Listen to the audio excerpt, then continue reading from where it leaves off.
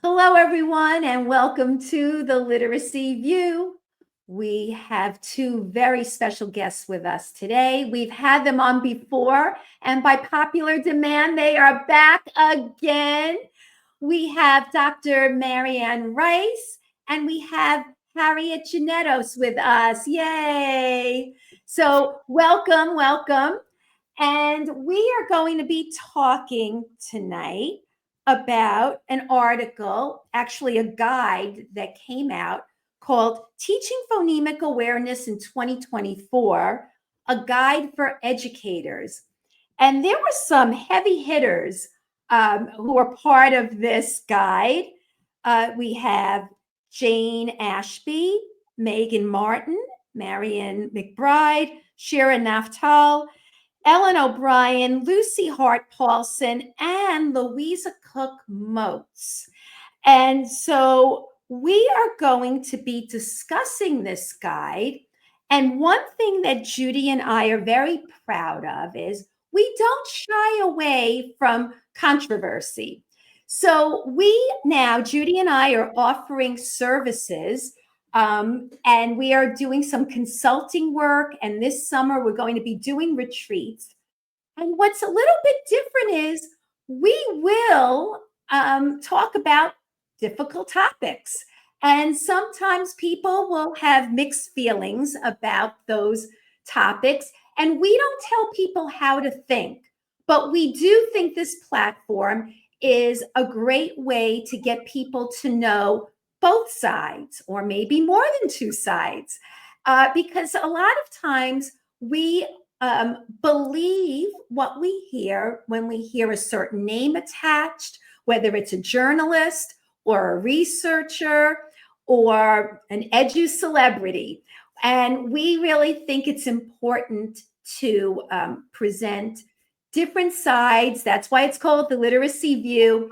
And we are proud that we're going to be working with teachers and administrators and trying to change the status quo. So if you would like to get in touch with us, please go to theliteracyview.com and you will see our list of services there.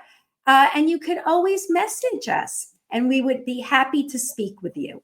Yep, and our email address, just to remind everybody, it's faithandjudy@gmail.com.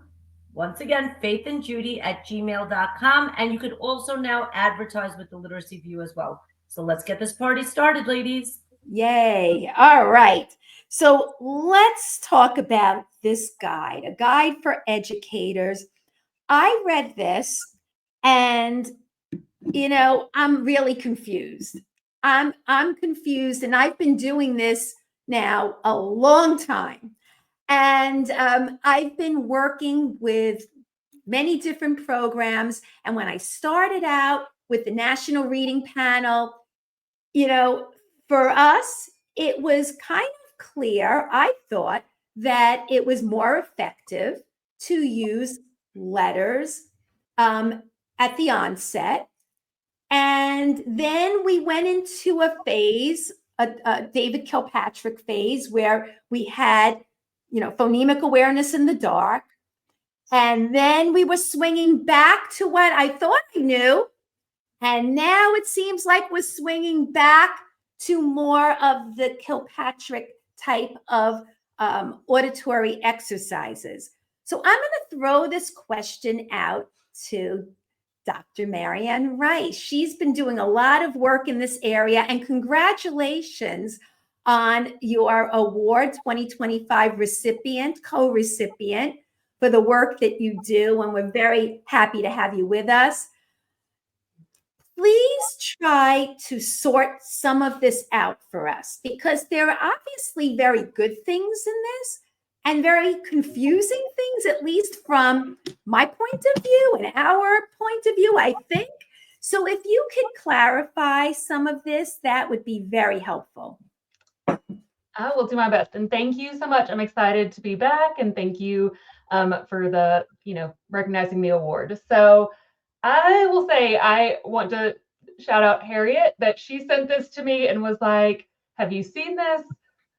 I'm confused. And so it's always great, because I very much want to get the message out to practitioners. And so I loved that people in the field were reaching out and saying, like, what's going on? I thought this was settled again. I thought we were moving in this other direction. And so, although I agree with a lot of what is in this guide, there's one part in particular that we've talked about that just as still seems to be confusing. And so they talk a lot about, again, whether we should be using letters, or they seem to be supporting very much that there needs to be oral only phonemic awareness all the time for students to really get phonemic awareness.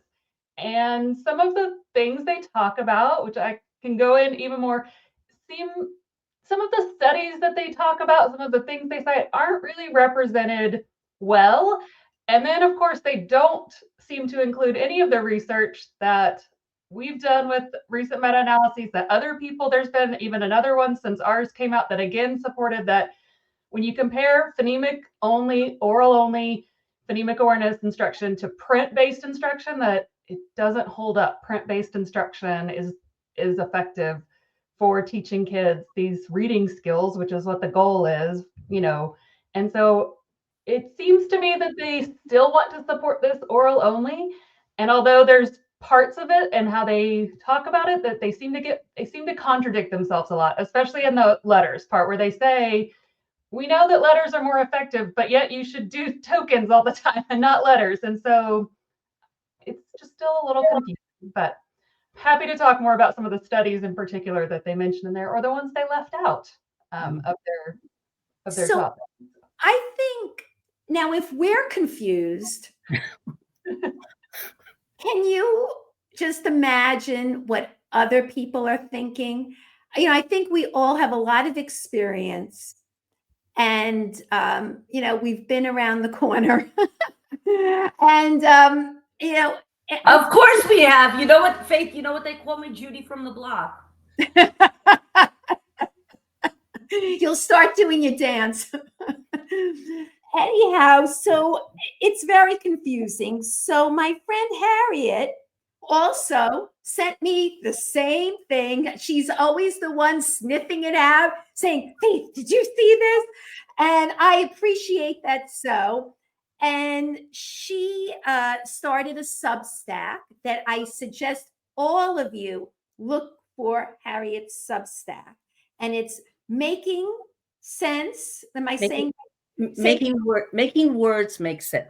Making Words Make Sense. Harriet is also the author of From Sound to Summary, and we talked about that last time. And the blog that she recently wrote was When the Experts Disagree, What Do the Teachers Do? Right? Yeah. Yes. Okay. Well, what do the teachers do?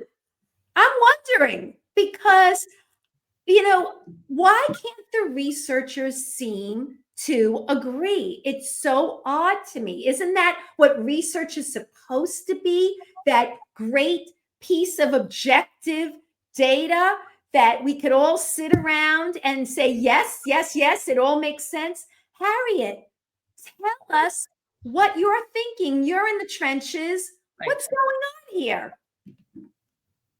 You mean describe the confusion or how to deal with confusion? Well, both.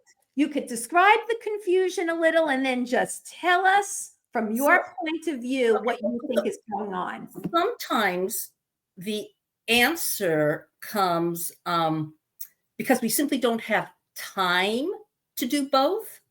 And I mentioned in this blog, the Substack, that I found myself, or do I mention it? Or do I mention another one? They all begin to blur together. But when I found myself teaching kindergarten, yes, I do mention it.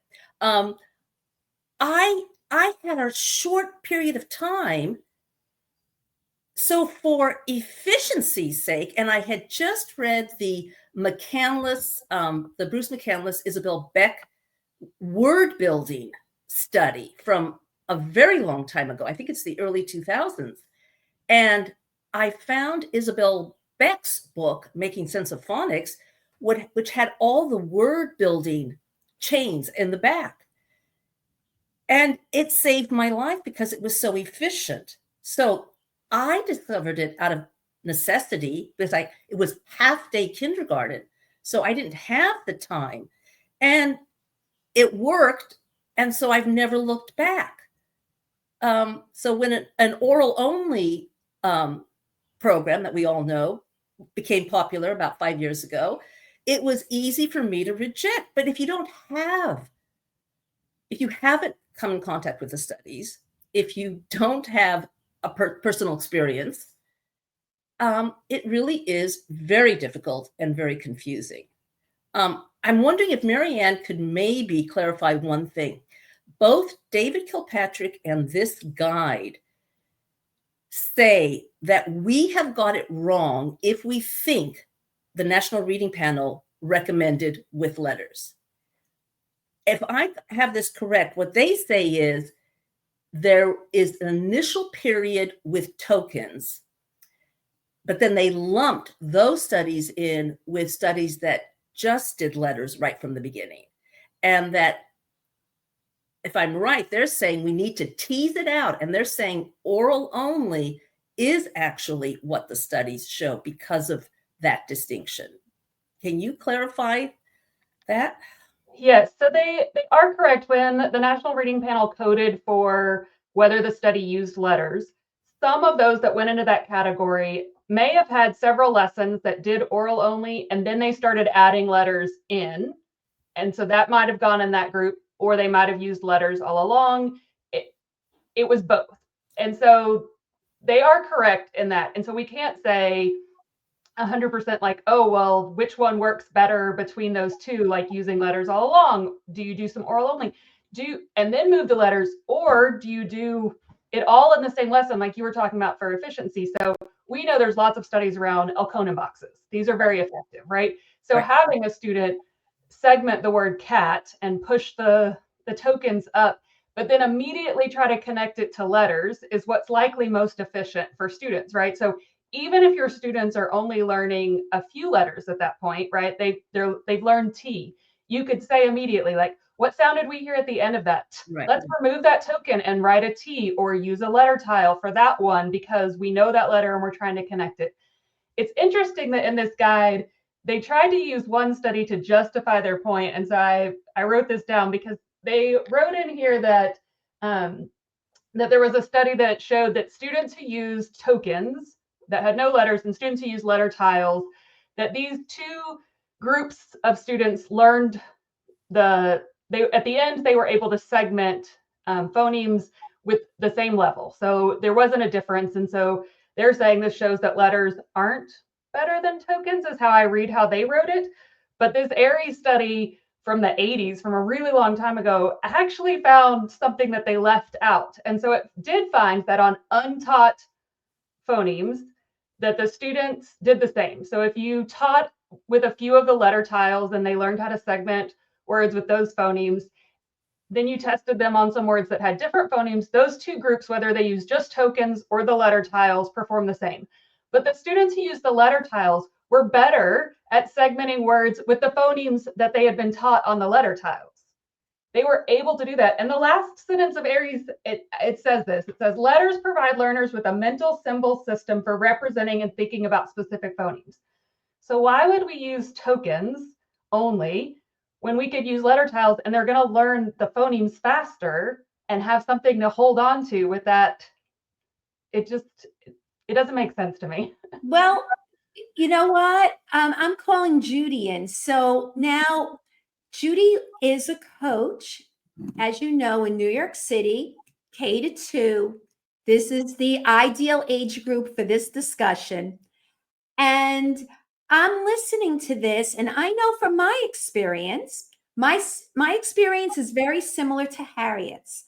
And so I've had the phonographics training. I'm a big advocate of speech to print. And we always used, from the onset, letters to build phonemic awareness with all the manipulations with the letters right there. And I brought Sounds Right, which is also a speech to print program, into a district on Long Island. In kindergarten and first grade, they were writing better than they ever did and understanding without a separate phonemic awareness program. So I've seen it with my own eyes in whole class. I've seen it with my own eyes one-on-one for many, many years. Judy, what are you making out of all this? You know that Hegarty, so I'm going to say the program just briefly, was brought in many years ago, probably because of this discussion and the work of David Kilpatrick, and they built a program around all of that. What are some of your thoughts? Do you think that your kindergarten teachers need to do phonemic awareness exercises without letters? Are they doing that right now? What exactly, where are you in this discussion right now in your personal experience? Well, my history with Elkonin boxes and phonemic awareness is pretty extensive. And I have to really be honest, my training with Elkonin boxes started in reading recovery back in 2013. It was a really big piece of the writing portion of reading recovery. So I am very grateful for that training. You know, everybody gives reading recovery a fully bad rap. Yes, there were many flaws, but my training in Elkonin boxes was pretty spot on. And it was a big, powerful part of my journey and why I think I'm really strong in teaching kids to hear sounds and write letters that connect with the sounds. Going back to that journey, I actually presented on that journey and I did a paper about the progression of Elkonin boxes. And that progression was, we started with the tokens, but we were encouraged to move very quickly away from the tokens. It was supposed to be like 1 or 2 lessons with tokens and then quickly accelerated. It was always about accelerating.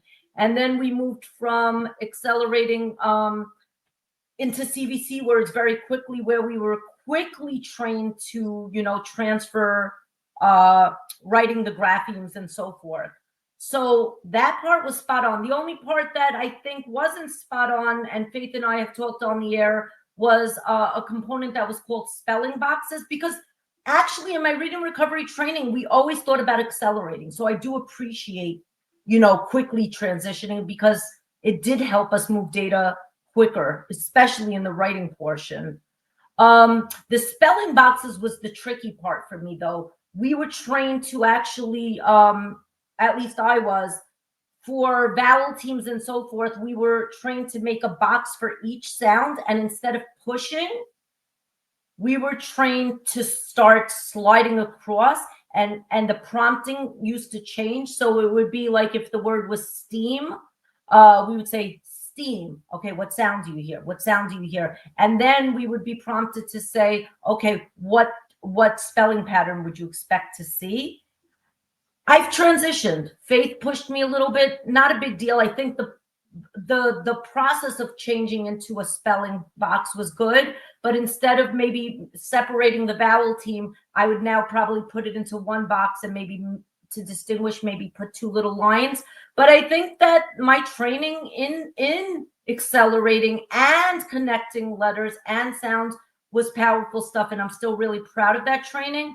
Now, getting into the coaching days, reading recovery went out of style, and then I moved into my structured literacy world, which is a big part of my life. Hegarty was the big thing that came into New York City schools and in many schools across the country. And the initial version of Hegarty did not include a lot of the letters, the connection. It was a lot of, you know, sounds only in the dark. And then they quickly realized that they better change, because new evidence and research came out. So they came out with a new version very quickly. I hope their intentions were pure and it wasn't just about making a buck. And they came out with the 2022 version, which was the updated version, which I see a lot more connection to seeing letters. And my teachers have appreciated that. It's helping us move the data more seamlessly. There's a lot of writing words and actually writing the letters that connect with the words. And I think it's helping data move more quickly. However, this is the problem that I'm seeing with Hegarty. I think it's like everything else. People get attached to these programs And I really think it's still about pedagogy, because what I'm seeing is a misalignment in terms of a lot of scope and sequences of what I'm seeing in phonics programs, and what Hegarty is saying to do doesn't align. And that's causing a lot of confusion in a lot of kids' brains, because a lot of kids are still working on mastering a CBC word. And now Hegarty is all of a sudden doing a blend, which can be confusing to some kids. I got pushback. A district person was like, oh, that's okay. I don't know if it's okay. What does the data say? What do the kids need? I think that the key for me and my teachers is I'm trying to explain the difference between integrity and fidelity. If you know what your kids need, in my opinion, you can take words from what they're learning in phonics and integrate it into that program. But I don't think everybody's there yet, and I don't think all administrators nationwide have a full understanding of what that means. So I'm looking to Marianne and Harriet and Faith for some clarity. Can I add to something Judy said, or let Marianne clarify? Judy mentioned spelling, and I don't think we've said yet, and Marianne, correct me if I'm wrong, what your meta-analysis showed that you published in January of 2024 was that with or without letters, phonemic awareness outcomes were the same, but there were better reading and spelling outcomes with letters. Is that correct? So that's what the National Reading Panel found. So most of our phonemic awareness meta and the ones, when you look at phonemic awareness outcomes, you usually don't see a difference whether you use letters or not, because these are assessed, the phonemic awareness tasks are assessed oral only, right? Where you see the difference is that connection to reading and spelling. Right. So the newest meta-analysis that came out at the beginning of 2025, it was, I think it's Stalega and Devin Kearns came out with one in Scientific Studies of Reading that directly looked at reading and spelling outcomes when you compare oral only PA to print-based instruction, and found exactly what you said, that when you compare those two on reading and spelling outcomes, oral only PA does not hold up as much as print-based instruction. Right? Here's my question. All right. Why do we have this going on? Could you make sense of this for us? Can I give a timeline for her to make sense? We should mention your meta-analysis was January 2024. The PA guide was August 2024. In that PA guide, there's a paragraph that goes to great lengths to say teaching practice should shift in response to new evidence. Now, some would say the evidence was old because of the National Reading Panel, but they had access to your meta-analysis. And am I right? It's not in the citations? It is not cited in this guide. No, ma'am. So that's Faith. That's your question.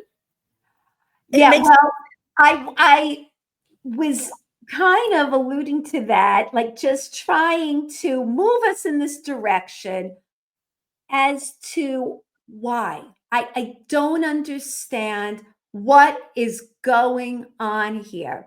I feel like every time I turn around, it seems like there's a reason that is not apparent to most people. But if we dig a little deeper, there has to be something else going on. What are some of your thoughts here? Can I just say something, Faith? This is getting kind of juicy, and I'm kind of loving it. It's way better than anything I've seen on Netflix in a while.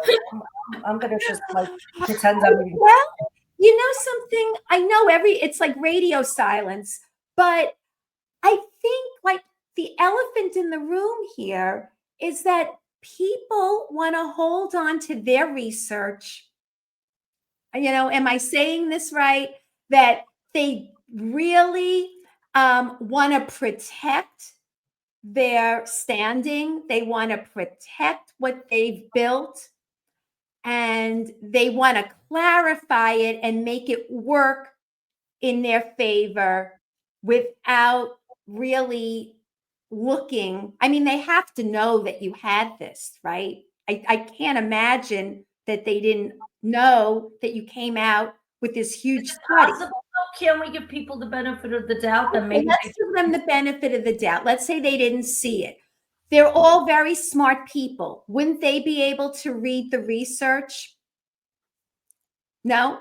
The only, I don't know these researchers personally, I haven't met them. The one thing that makes me question is there's a sentence in this guide that says recent meta-analyses of teaching PA have done nothing to change these conclusions. Right. So it's like you refer to the fact that maybe more recent meta-analyses like ours and Stillega's and them have come out, but you're saying they don't change your mind about what you're recommending, even though a good chunk of what you're recommending is what we recommend. They also, in those same paragraphs, seem to suggest exactly what we suggest, that you move quickly with Elkonin boxes and adding the letters in, replacing some of the tokens with letter tiles and these kinds of things. And it's like they'll make that suggestion and then the next sentence they'll say, but keep your oral only token PA. And it's like, I don't know where the disconnect is.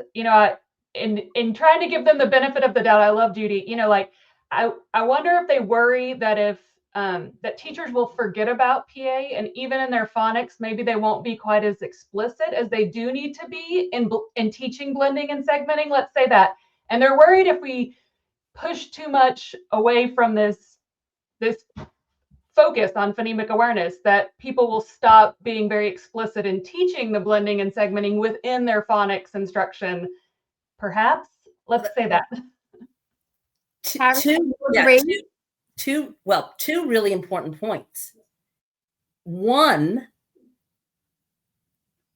silent phonics, which is why if phonics doesn't work, and if people point to, oh, we did phonics, we tried that, reading first, we tried phonics, it didn't work.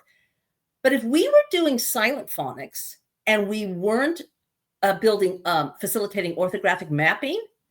Now, doesn't orthographic mapping compel us to do phonemic awareness with letters? I mean, now that we know the importance of orthographic mapping, and Judy, when did you discover it? I mean, I mentioned before, this is only in the last 7 or 8 years that I've really gotten to know about orthographic mapping. So that's I think for me, the weirdest part is that I learned about it in reading recovery, which everybody hates. But how did reading recovery get this topic kind of right? Did they use the word? Did they use the phrase orthographic mapping? No, they may have. They may have. Well, okay. Yeah. Here's who else. I'm gonna be honest. I'm not. Here's who else got it right. Diane McGinnis. Linguistic phonics. Speech to print has an inherent phonological component.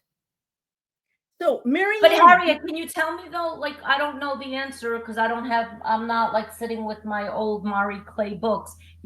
Where did they get this idea from? So they got something right. I want to know what was it probably based on? It was very detailed. Well, Elkonin boxes have been around, right? But I wonder, did they follow a researcher or a study in particular? Like, it was the biggest part of our writing portion. It was like the main focus. Like, but I think Mary Ann, you've said something very profound. In other words, that is a legitimate concern. What if we got rid of oral only PA and then people were doing ineffective phonics instruction? That's why Faith and Judy need to do more shows on effective phonics instruction. Well, here's the issue. And Harriet, I think you are 100% right. I think a lot of people speak from an OG perspective. And, I don't think many people are aware of linguistic phonics, speech to print. It's certainly now picking up steam, but it has not been something that a lot of people were trained in. You and I, Harriet, were very fortunate that we were in on this many years ago.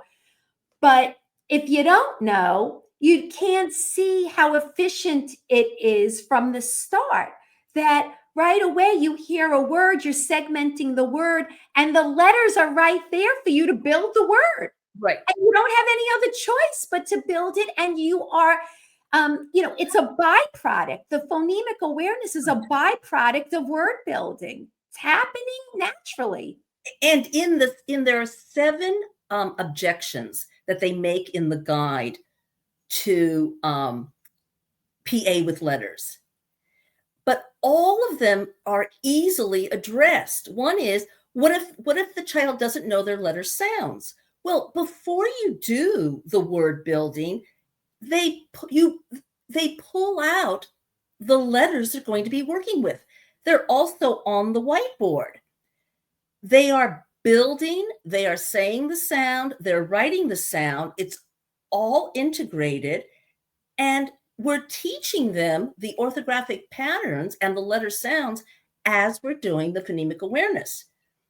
Now, I think this is something that will interest all of you. A few days ago, I gave one of my first graders the PAST, the David Kilpatrick's Phonemic Awareness Skills Test. Is that what it stands for? Yeah.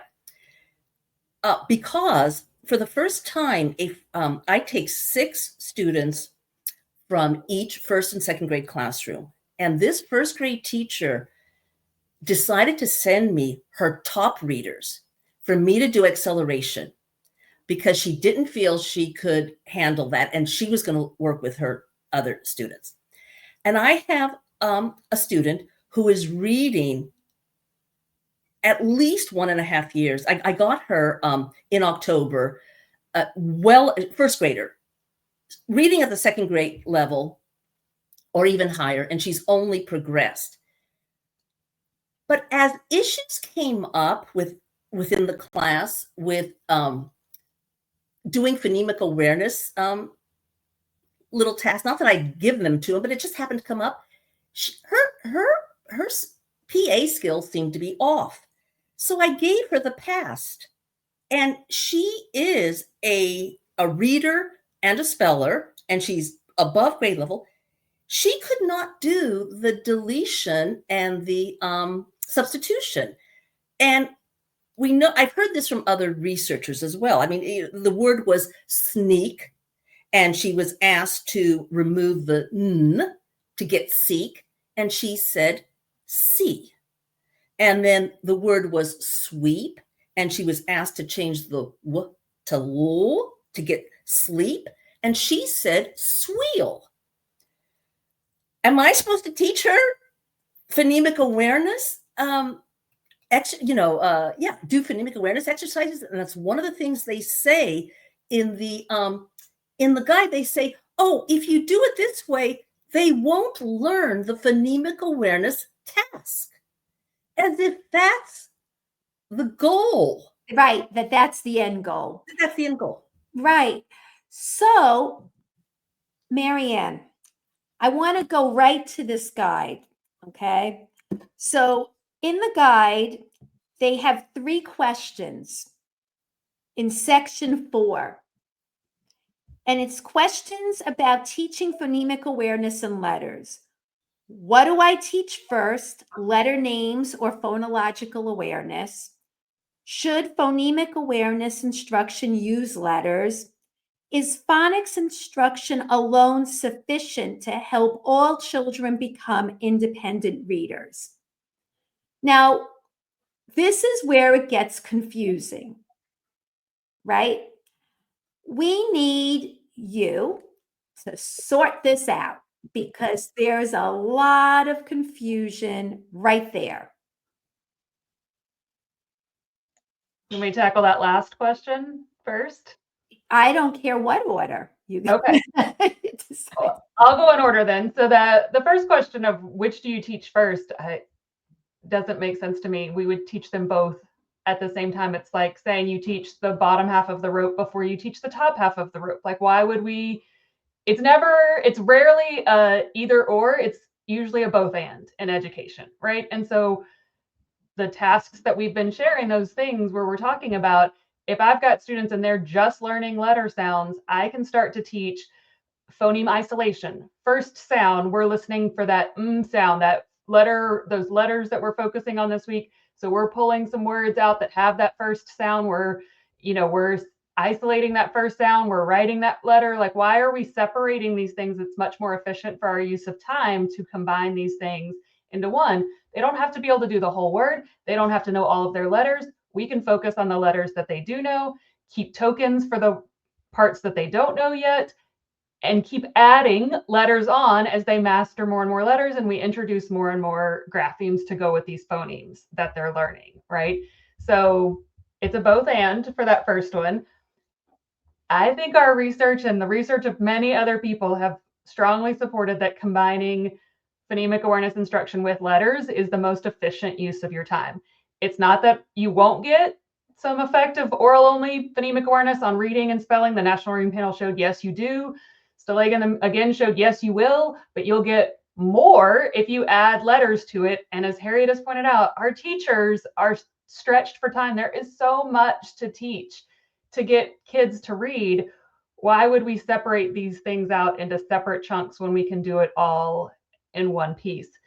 And as far as the phonics instruction, I just think that these are terms that we're stuck on.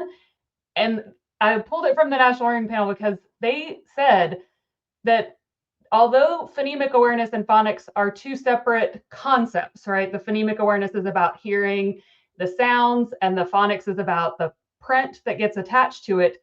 They said when you do PA with letters, it counts as phonics instruction. So why can't we see that these can be combined? Like they said it in there. They said PA with oral only does not count as phonics instruction because there's no print attached. But when you add letters, it now counts as phonics instruction. So these aren't separate things. These are the same thing. So I want teachers to understand, like we do. Sorry, I need to interrupt. Yep. Faith, I still didn't put batteries in. Please give her cheers, please, please. I beg you.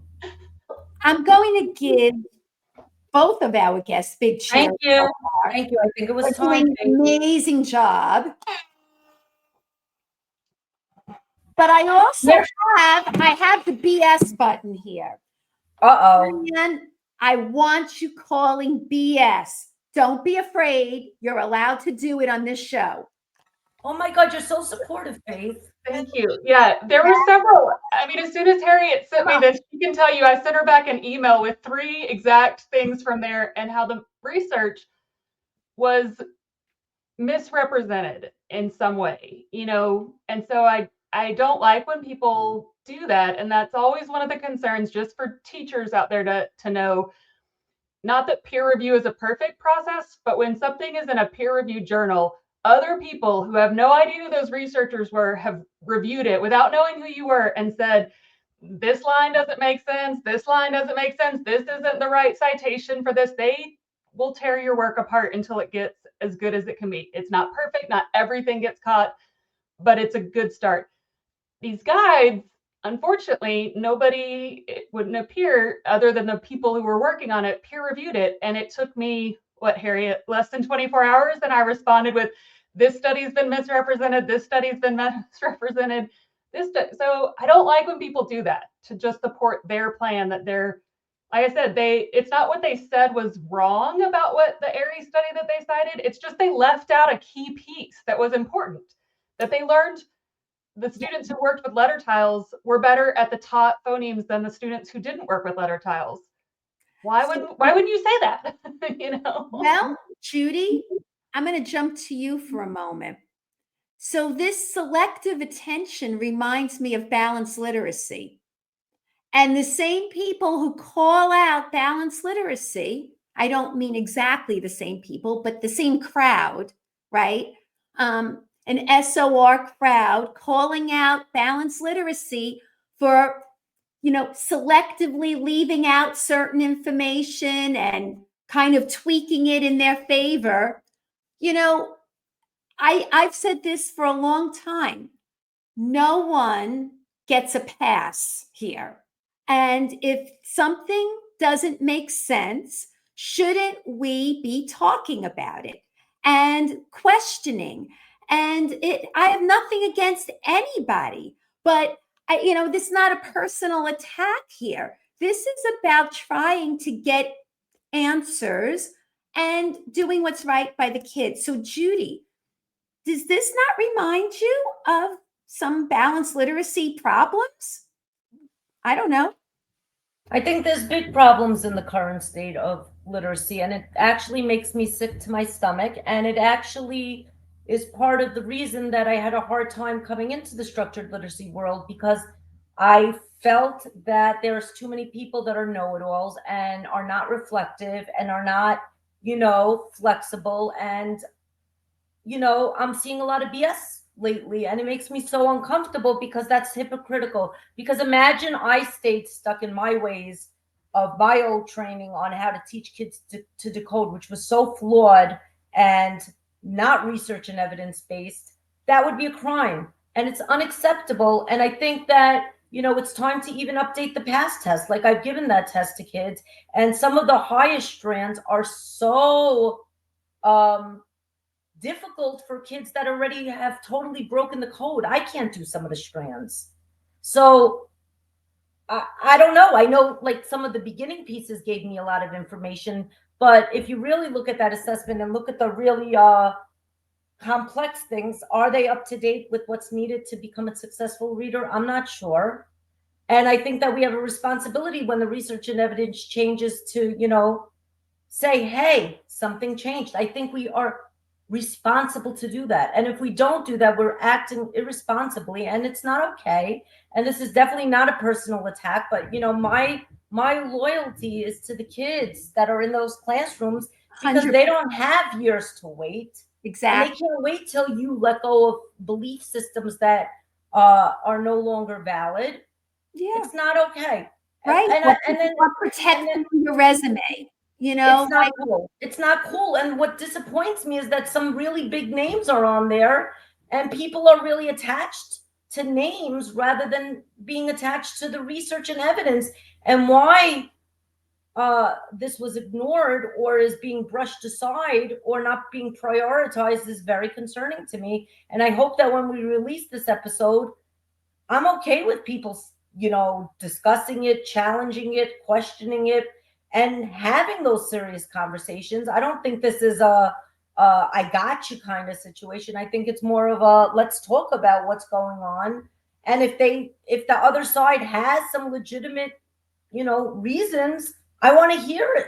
I think that we have to have a serious discussion, and I welcome them to message us on the Literacy View and come on. But don't shy away. Don't ignore it. Don't pretend you didn't see our message when we invite you on. Yes. So now I want to jump to Harriet. Harriet sent me an article just the other day, and she said, Faith, did you see this? Which is usually how I start my day off. Harriet messaging me, Faith, did you see this? Wait, does she usually message you before I do at 5:25? No, you are my early bird. She's in California. So you and I talk before I speak to Harriet. But somewhere along the way, I'm also talking to Harriet or texting Harriet. And this article was a hoot. So she sent me something that someone wrote, and it was about how, in people in structured literacy, think everything they do is the gold standard. And they're not open, kind of like what you just said, Judy, that they're not open to listening to other people. And there's room for more than one idea. So, Harriet, why don't you talk about that a little bit and how that maybe fits in with the conversation that we're having here? Because you've been trying, I know, for a while. I give you so much credit. I can't do what you do. Every day you're going back with these long responses, and you have a lot to say, and you call out the BS, but I don't know how you do it. But let's hear about what you're thinking. You're muted. Unmute. Yeah. Unmute. Okay. All right. Great question. I'm thinking that we really have to take what Marianne said, because I have not heard anybody else state this as a legitimate reason about the fear of giving up oral only PA. And this whole thing about how are we teaching phonics? And what you just said, there are structured literacy programs that maybe aren't teaching it the best way. And if we're not adding, if we're not having orthographic mapping as the cornerstone of what we do, if we're not integrating, so the thing is, OM settles the question right there. You have to integrate phonology with orthography. What does that mean? PA with letters. That settles that. But there's also, I've been thinking about, so set for variability is is hugely important. Flexible pronunciations. Yeah, let's just, I know what you're talking about, but let's just make sure our audience knows some of the terminology, because we don't want them turning it off saying, okay, Right. this is over my head. Yeah. Just explain what you mean. So I had a second grader reading a sentence about the feather in the nest. Feather did not make sense. So he knows to try a different sound and listen for a word he knows. And he does know the word feather. EA is generally E. It's sometimes E. And our students have to be flexible. But what's interesting is, and I learned this from my phonographics training, and I don't know that I fully understood it at the time, you have to be able to do phonemic substitution to implement flexible pronunciations. He's got to have a sense. So if I just gave a generic, try a different sound, does he know which of the sounds in feather he got wrong? Number one. And oftentimes they do. Or I will say, you said E, try E. He is substituting. When we do those phonemic awareness tasks, The manipulation. the manipulation tasks, that is one of the things that we're doing. Well, if you're integrating phonology and orthography, if the kids are constantly in those of us who were trained by Diane McGinnis or in speech to print, saying the sound or saying the grapheme, saying the phoneme as they write the grapheme. So they're constantly making that connection. And there are always those, either the tiles or on their whiteboards or on my whiteboard, they are actually doing these very important phonemic awareness tasks like substitution. Set for very flexible pronunciations only exists if you can substitute. So we have to bring it into our phonics instruction. But doesn't this go back to training? Judy and I have been talking about this. I don't know, probably comes up on every show. I mean, we have shirts made up that say, all of these types of things, which I'll plug our website. You should take a look at our merch. It's a lot of fun. But we say this all the time, that it's about teacher knowledge. So if you have a lousy phonics program that you're stuck with, but you know better, then you can do better. And, and then if you have a decent phonics program, but it still has gaps, well, if you know better, you can fill in the gaps. And then if you have a really great phonics program that seems to be doing everything you want, well, good for you.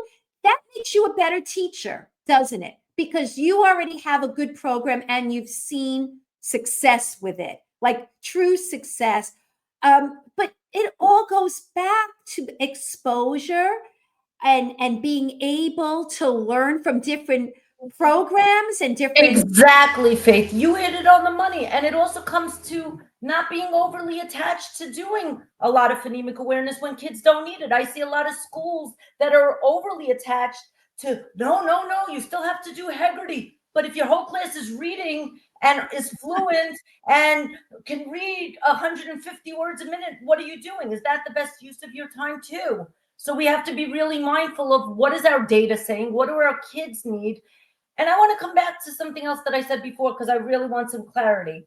So what do we do if scope and sequences are not aligning and we're seeing kids getting confused? What if a principal is saying, no, you have to follow this, you have to follow Haggerty, this is what it says. And I'm not saying this is my school, because it's not, because we're moving into integrity rather than fidelity. But I want to hear, you guys know more about this topic than I do. What is your professional recommendation when the scope and sequences don't match? What do we as teachers do? And by the way, I just want to say with Judy, this is why I love Judy. All right. On a podcast in front of all these people, like, I need clarity. You know something more than I know. I want to learn from you. We try to model that openness so that people aren't afraid to ask. Just because you've taught a lot of years doesn't mean there's not room to grow. I just had to say that. Sorry. Go back to Judy's question. That was very sweet. And then right after Faith, I have one more data related question that I think teachers will appreciate. So I won't hog up all your time, Faith, but I do have one pertinent question. Yeah, I appreciate that about you all. And yeah, I will be the first to admit, and I'm not afraid to admit that I made mistakes. I just filed a correction on a study that we found a small mistake. Luckily, it didn't affect anything, but I'll be the first one to put it out there, because I don't want anyone to ever be like, oh, you got it wrong. And yep, I did. I'll fix that. No problem. I think that's the way research should be, because as humans, it's impossible to ever not make mistakes. That's just the way it is. So just keep growing, right? As far as your question, Judy, I think there isn't a lot of great research on this. So let me start that. The scope and sequence piece is definitely something that there could be more research around. But I think what would make the most sense to me, based on just being in the classroom for a long time and what I do know about the research, is you do want them more aligned. And so a lot of these core programs, that's what I am still wondering, like, why so many schools want to adopt extra upon extra upon extra, have some of this phonemic awareness built in that is aligned with what the phonemes and graphemes that are being taught at that time. And that just makes more sense. Again, not saying that a couple of minutes of doing a couple of oral only tasks with some phonemes that are being then brought right into your phonics lesson is wrong. It absolutely is correct. As long as it's connected to what you're going to do in phonics, it makes a lot of sense to me. And Harriet, you're right. There's so much phonemic awareness that's built into so much of the phonics that we do when you think about blending, segmenting. And then a lot of the core programs I've been looking at, like chaining, is a huge piece and has good research behind it, which is substitution and deletion and all of those things. So it just makes more sense to me to teach those. And you do some where you're like, change the M to J, what's the new word? Or you say, change the J to what's that new word? Like you do it both ways. So they're getting exposed to it, in a variety of ways in some of the chaining that I've seen. So it just seems like if you have a good phonics program, or like you said, if you can do it, I don't know why you need a separate program that isn't aligned to what you're doing in phonics. So to wrap up, I want to hear last. You got to give me one more chance. Chance. Sorry, one more. Go ahead. I promise. Okay, so in the field, this is what I'm seeing from some kids, and I know that it ties into all of this. I'm seeing kids that are almost fluent readers in first grade. When you give them the nonsense word fluency assessment, they're struggling with it. They've learned about closed syllables. They know about short vowels. They look at it and they're sounding words out, but yet they're fluent readers. I don't know if this ties in directly. Can you give us some feedback? We have 1 month of school left. We want to shift outcomes. And I know this relates probably to both phonics and probably phonemic awareness. Help, ladies. So tell me a little more. So when they're sounding out, they're still sounding out a nonsense word rather than just being able to like pronounce it all at once. They're fluent readers, can read books, are starting to tackle multisyllabic words. All of a sudden, you see some kids, you show them the nonsense word fluency assessment.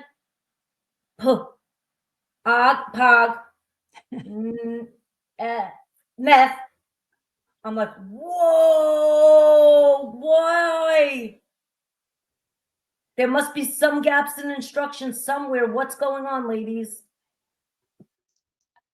But they sound fluent on real words, yes? So they're not doing that on real words? I think if I put in real CVC words, it might, I don't know. Just when you give a regular book, they're reading fine. So here's where I noticed a difference. I have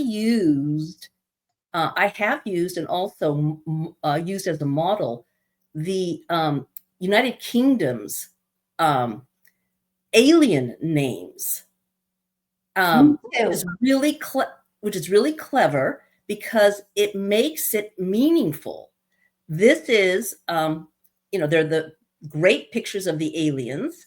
And I added my own because I wanted to assess, think of Shrek, right? Shrek is a nonsense word, or it's the name of a monster. And they were doing better on the nonsense words when they were reading the names of these aliens. So is it for them that it's just more meaningful? I don't know. And I would agree. That's one thought. And that's exactly what I was thinking too. So, Judy, even if you're giving an NWF, you could tell the kids, these are just like make-believe names. They're like, I did it like 50 Martian times. names. I did. I told them, imagine there's a little breve on top of it. You know, all these vowels make a short sound. We do blending lines. It's just something I don't know. No, what I'm talking about is connecting. Knowing that it's a fake word.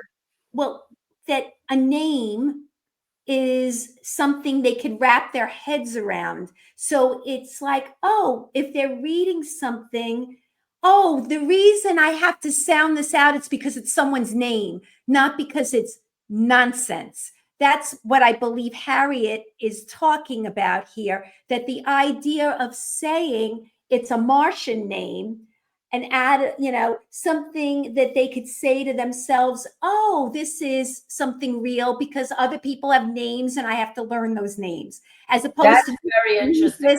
And it's nonsense. They do that in the UK. That's their phonics check, and they use that kind of direction. But that's interesting. But what I'm wondering, and I know we have to wrap up soon, does this potentially mean that there was some gap in their phonemic awareness or phonics instruction that's causing this malfunction? So I'll throw in two other thoughts here around this, and that's back to orthographic mapping, right? The way we store words in our brain so that we can recognize them by sight, like Ari says, right, is that you've mapped that phonology and print together several times. Your brain stores it. So when I see that name or that word again, I just can recognize it by sight after mapping it several times and storing that in my brain. I've never seen a nonsense word. That's why we use them for assessment, because you're trying to see, can they apply their skills in decoding to a word they've never seen that I know can't be stored in their brain by sight yet.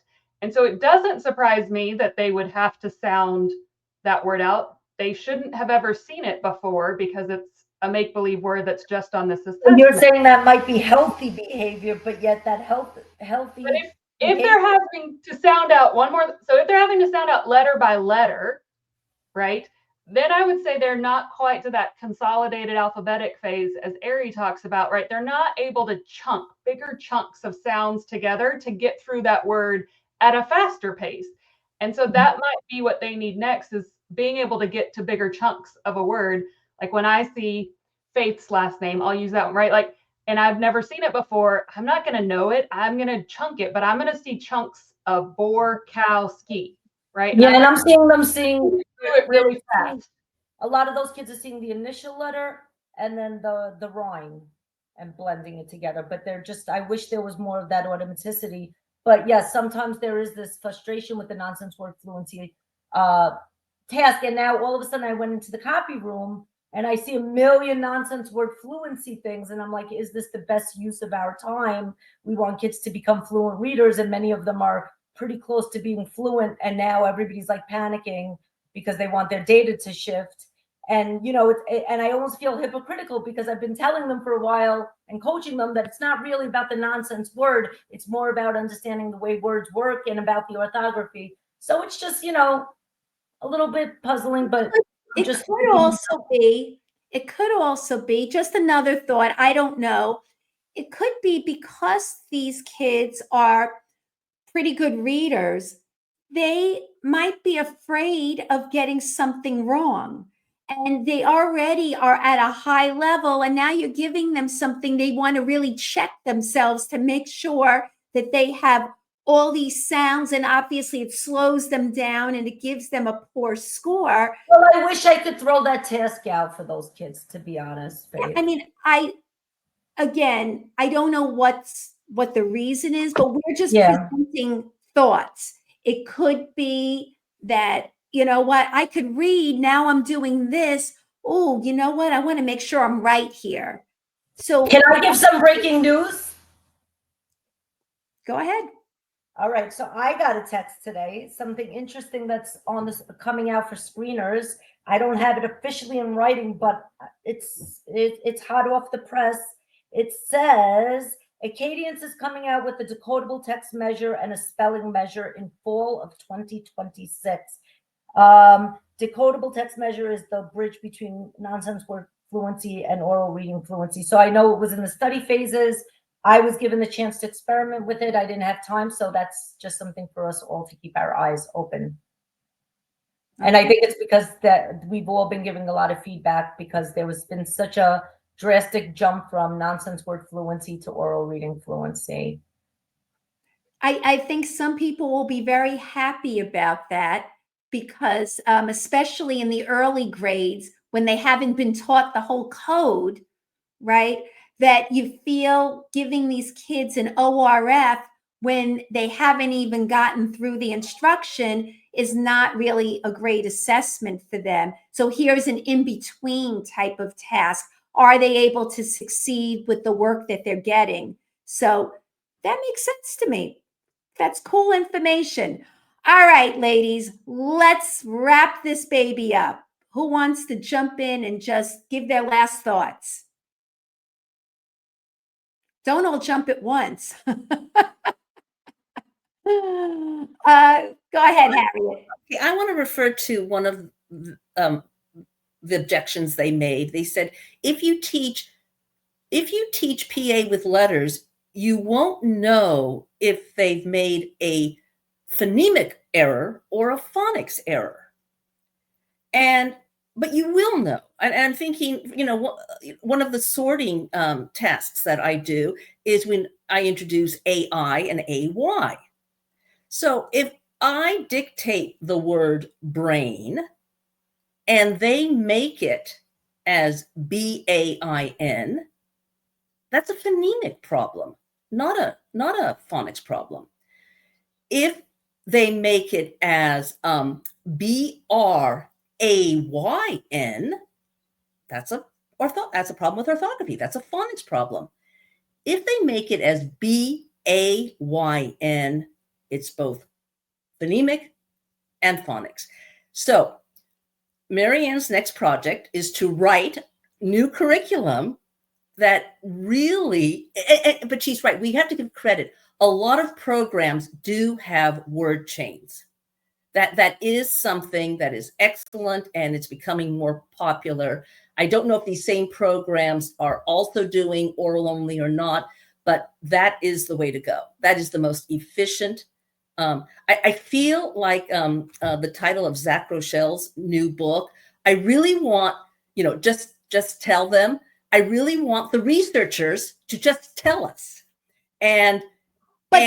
can't. They can't because they don't agree themselves. I know what I'm saying.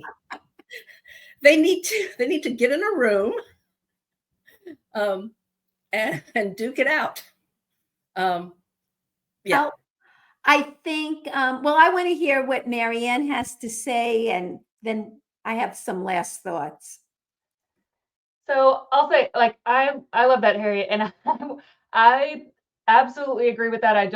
I see the efficiency piece of teaching them both together. I think there's plenty of research that supports that teaching them together is an efficient use of teachers' time.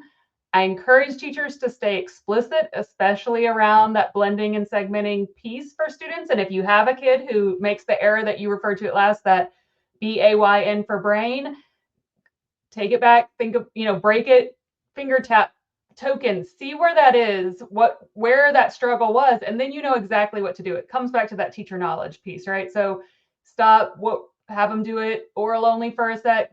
Could they do it oral only, or not, with tokens to represent each one? And then when they started writing, they got mixed up and they forgot one. There's so many pieces of that. So I just encourage teachers to not focus on one or the other, think about how to be efficient, and then all of these little things that we're still not quite sure about. I would love to do those studies. So if you want me to come to your classroom and we can set up, some kids get letter tiles and some kids get tokens and like test it head to head, you let me know and we'll set it up. So, Judy, any last thoughts? Because I have a couple. No, I think I talked a lot tonight. I think I'm done. All right, here's my last thought. The same way we said that publishers really have to move out of the way a little bit and stop taking the lead, I think researchers, you are driving us crazy, okay? You're driving the teachers crazy. And you need to get your act together and talk to each other and read each other's work, because this is unfair to teachers that they're getting these mixed messages. So those are my last thoughts. Faith, I'm going to have to make a little soundbite of that. I'm technologically challenged, but I just got to make a soundbite of what you just said. That's crazy. Can I say one short thing? I have Elkonin boxes, a set of 4, taped to my intervention tables. If I were in charge of a kindergarten class or a first grade class, I would have them taped to everybody's table. It is so convenient to clarify, to tap out the phonemes, to move a token, and you don't know who's going to struggle or when they're going to struggle. So that is my recommendation. Get yourself Elkonin boxes and tape them to the tables. And I'll tape my mouth shut now. We're ending this. New studies that say you sleep better if you tape your mouth shut. My niece just sent me a picture of her mouth shut. I'm sorry, I have to say it. It works. I do it. So don't make fun. Nose breathing is the way to go. The final tip. The final tip. All right. You can't say you don't learn a lot on the Literacy View. All right, ladies, thank you so much. This was a great conversation. We so appreciate you joining us. And, our listeners, again, this is not about an attack, but, the Literacy View's tagline is real teachers letting loose. And I got to tell you, we're letting loose because we're frustrated. And we really thank people for clarifying this message. We need this conversation. And as Judy said, if anybody else wants to come on and counter that with some hard evidence, we're open to listening. Okay, it's a wrap. Thank you, and we'll see you next time.